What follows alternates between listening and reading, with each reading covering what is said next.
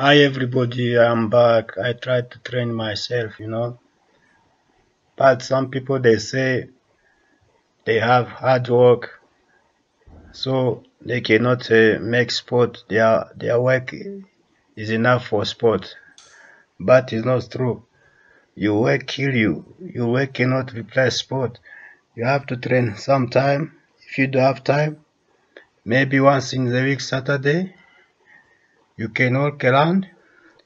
It's benefit for your body because if you when you walk maybe 5 kilometers is not enough.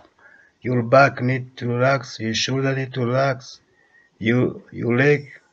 So your leg doesn't replace the sport. It's better for you sometime to make sport. Thank you so much. I love you.